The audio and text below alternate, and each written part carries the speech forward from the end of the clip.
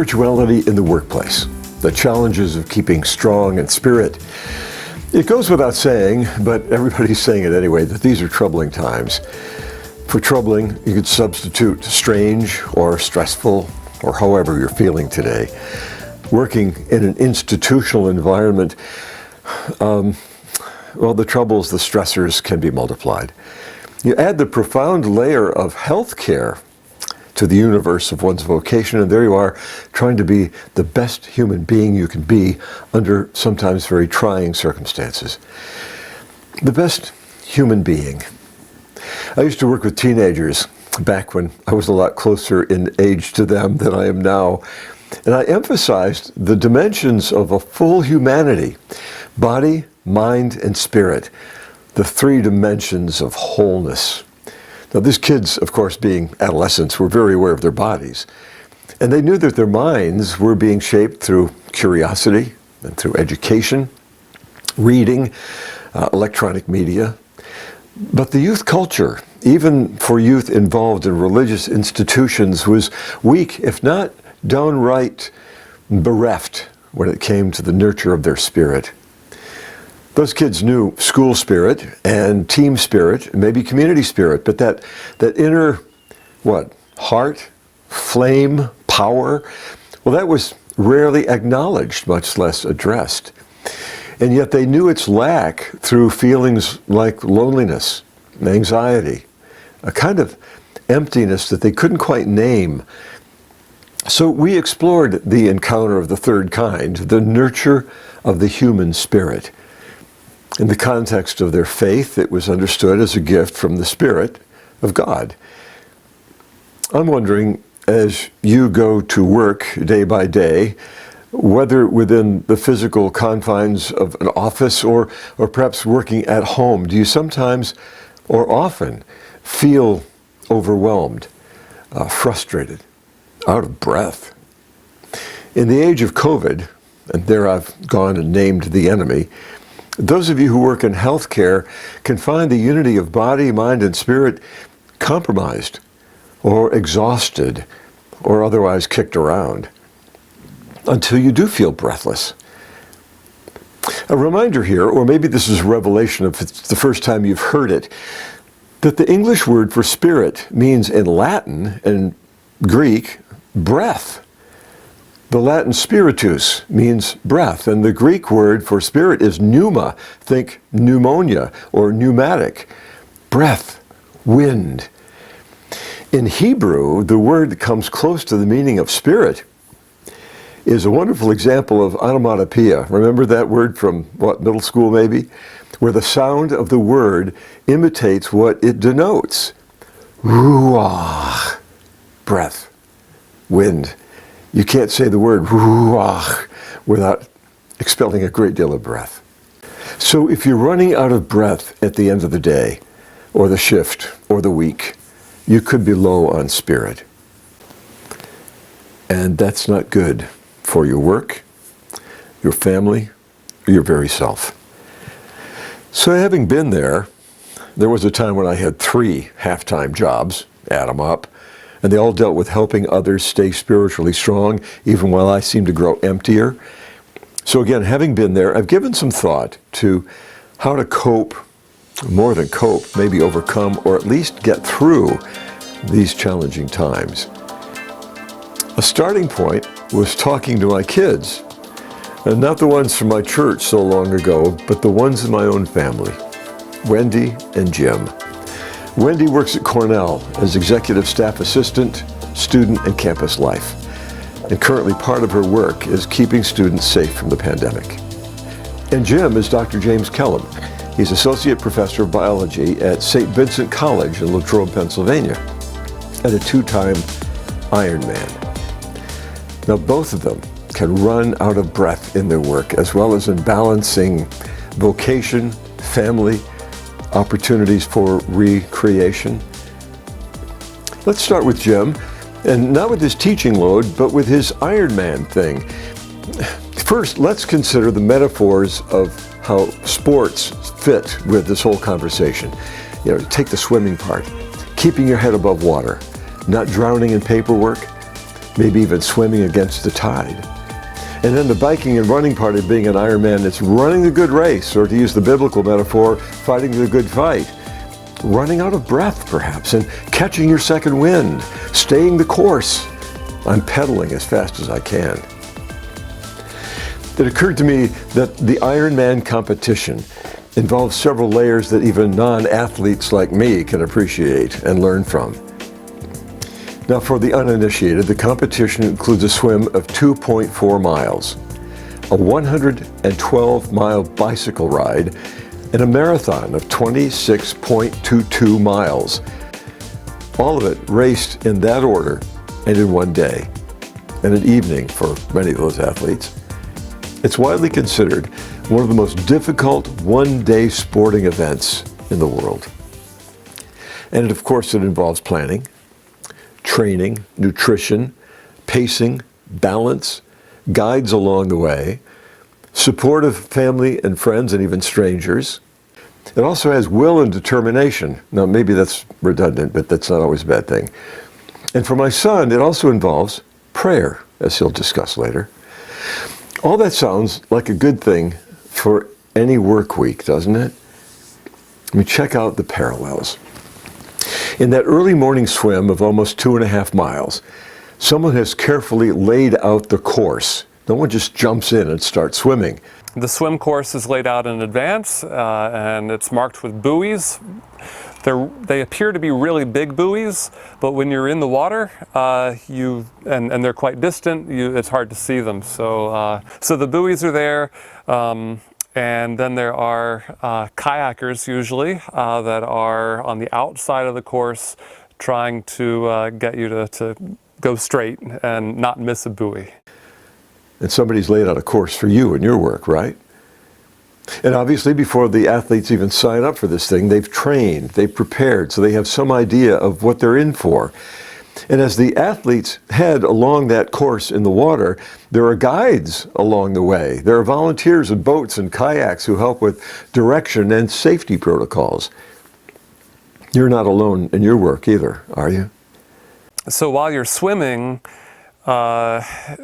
you can go off on your own to avoid the crowd. And sometimes I'm in that mental space where I don't want to be near a whole bunch of people. It is actually sort of stressful because you got people everywhere and sometimes they bump into you. But if you can get into a small group and draft behind the swimmer in front of you, then it actually is easier to swim. They're breaking through the water, and so you end up going faster as a group than individually. And they choose a pace with which they are most comfortable. Their own sense of determination is energized by the presence back on the shore of family and friends and even strangers who cheer them on. And then there's this whole idea of swimming together with other people. And this might be where it gets hard for you. A feeling that there's not quite enough in your cheering section. Well, then the swimmers emerge from the water, run into their changing areas, and quickly get into their cycling gear. And I have to make a comment here about equipment, the bicycle. That bike better be ready for a 112-mile ride. The right seat, that's comfortable. The right dimensions, the right bike, the right tires, the right tire pressure, you get the idea. And you no doubt work with some equipment in your vocation too. A lot depends on it's being just right. And if it isn't right, that adds to the stress, doesn't it? And often that rightness is not something you can fix. Well, once the riders are off on their course, there are some familiar patterns. The route is thoughtfully laid out, the pace of the race, supportive fans with their signs and their cheers, safety protocols in place, and always people there to help. And then every, say, 10 or 15 miles, there's a spot for refreshments. And there has been one race where there would be a support person a few hundred yards in advance of where the actual food was, and the person would say, "What do you want?" And I'd say, "Banana." And then they'd, talk through their microphone or something, and so the next person down would have a banana for me. The riders know when they have to speed up, when they have to slow the pace a little bit, maybe even stop to rest if they have to. How are you at that, pacing yourself? The experienced athlete also knows the value of nutrition. It's often called the fourth leg of the triathlon. In addition to swimming, biking, and running, there's also nutrition. And that is harder to practice because I might be able to do 100 miles on my bicycle, but I'm not, during my training, I'm never going to do 100 miles of bike riding and then 26 miles of running. That is not a training day, that is a race day. So during the bike ride, I have to make sure that I'm consuming enough calories to support my bike riding and to prepare my body for the marathon at the end of the race. 112 miles. And when that leg of the competition is over, you just go on then and run a full marathon.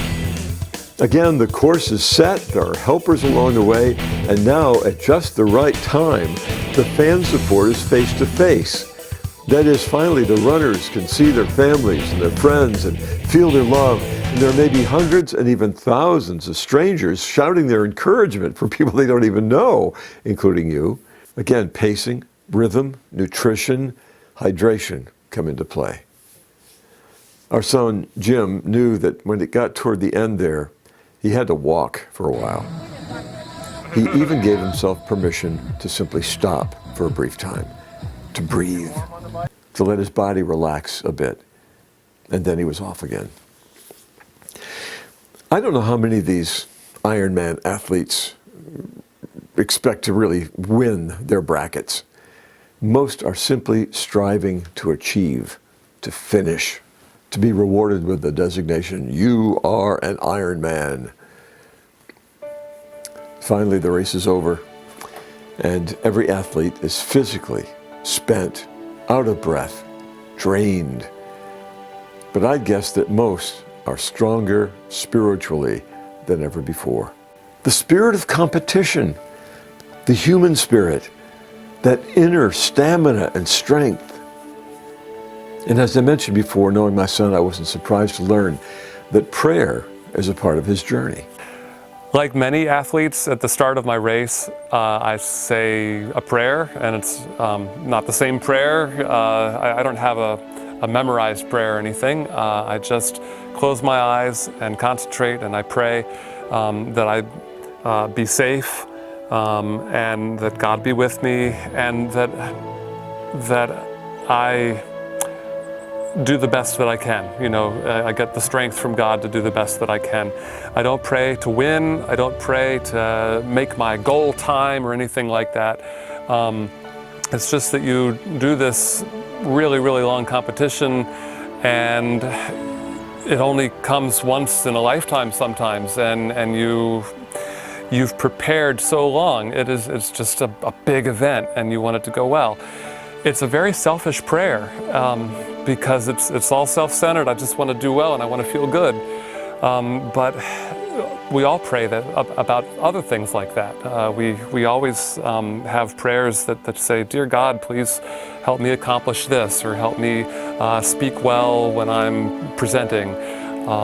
And so God's used to it. So that's the prayer in the beginning. And then, sure, there are prayers at the end as I'm trying to finish, particularly if it's not going well.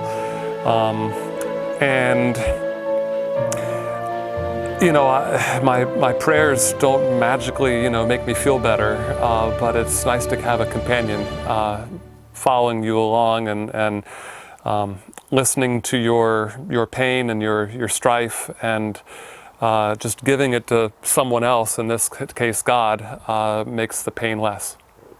As I mentioned before, though I do bike and I walk each day, or try to, and go to the local gym for exercise when it's safe.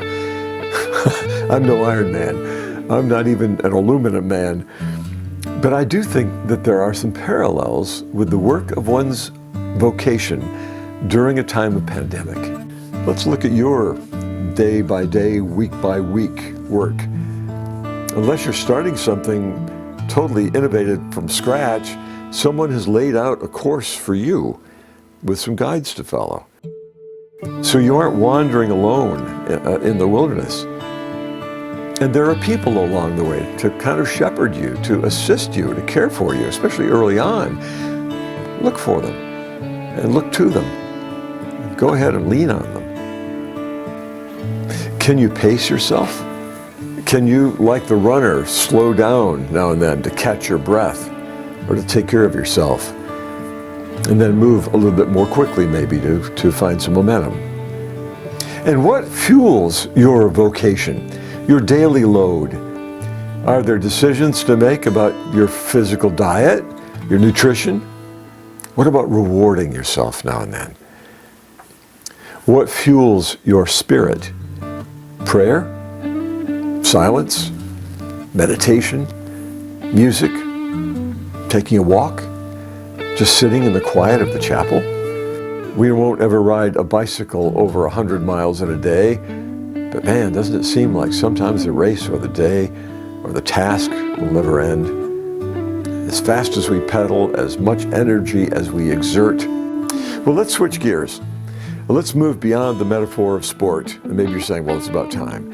So I looked to my daughter, Wendy, who, as I mentioned, her work at Cornell is, among other things, helping to keep that school more safe from the pandemic. I am an executive staff assistant in the Office of the Vice President for Student and Campus Life at Cornell University.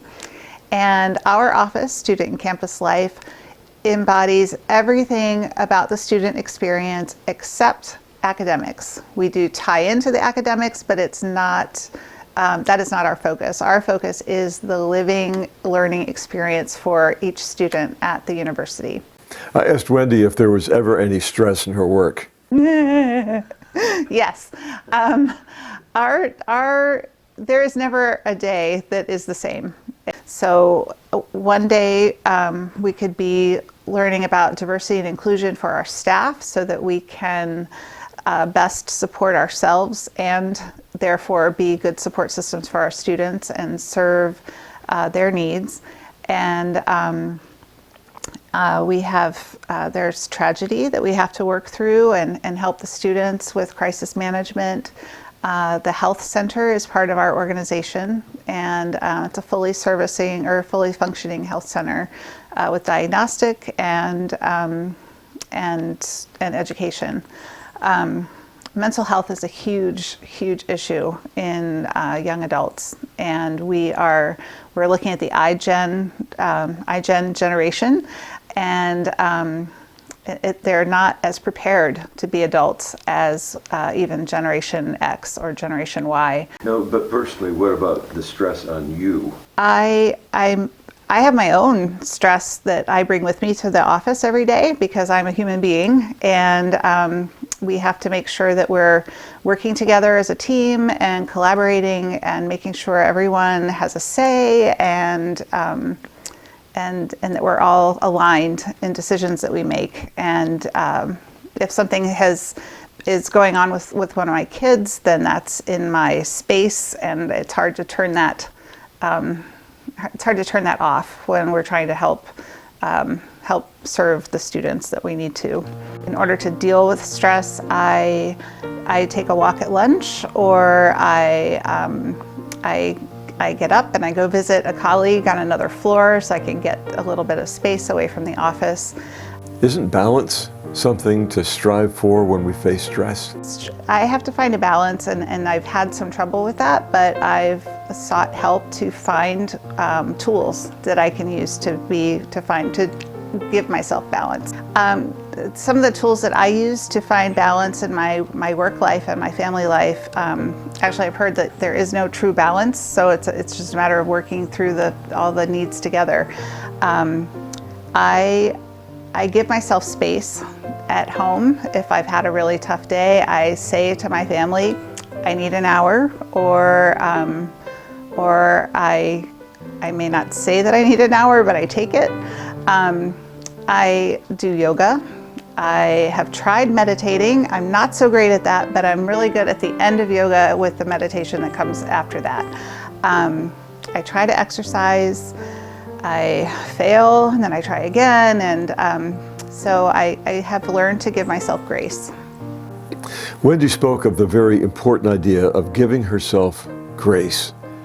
That's a key element of the spiritual and psychological self-care, grace.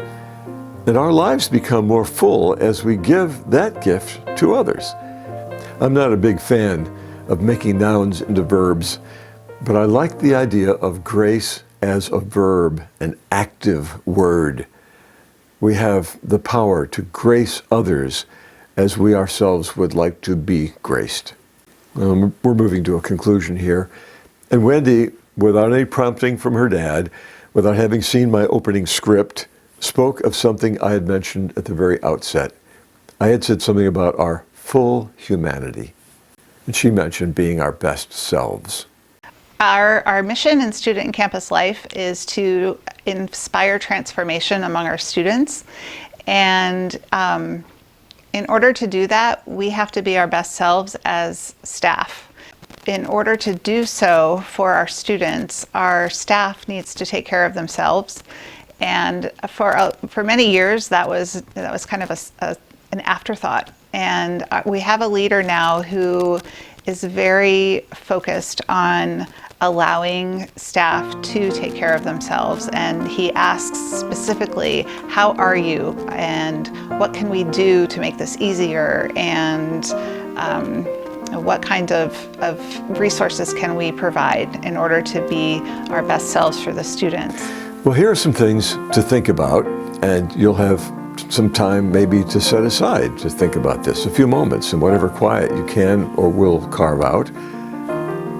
How can you achieve some balance in your life? Balance between work and play, between profession and family, stress and release. Are there ways to adjust your pace? Find a time to catch your breath and renew your spirit.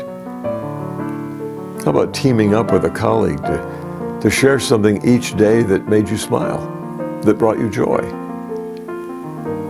Or to lean on someone instead of holding it all in. In our online feedback time, in our Let's Hope It Really Happens Sky Lake retreat, maybe we can share some ideas about how to help one another meet the challenges of this time. If you can catch your breath, revitalize your spirit, you'll be doing it for yourself, for your profession, for the people you serve with compassion and grace.